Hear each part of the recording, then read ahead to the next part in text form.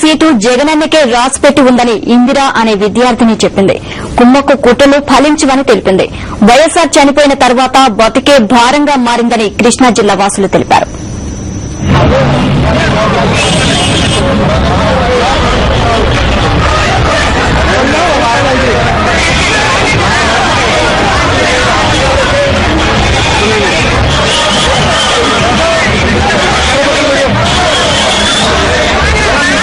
బ్రతకడమే కష్టంగా ఉందంటున్నారు కృష్ణా జిల్లా వాసులు. వైఎస్సార్ సంక్షేమ పథకాలు నిర్వీర్యమైపోయాయంటున్నారు.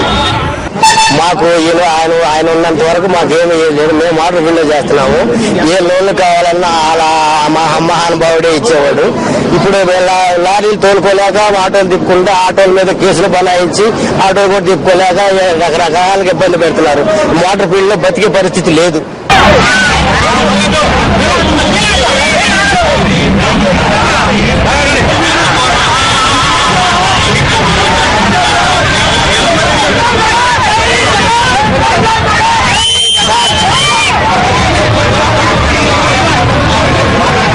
ప్రతిపక్ష పార్టీ ఆ రెండు కుమ్మక్కై చేస్తున్న అరాచకాలందరూ ప్రజలు గమనిస్తూనే ఉన్నారు. ఎప్పటికైనా జగన్ సీఎం అయ్యేది ఖచ్చితంగా. అది ఆ సీట్ జగన్ కే రాసింది.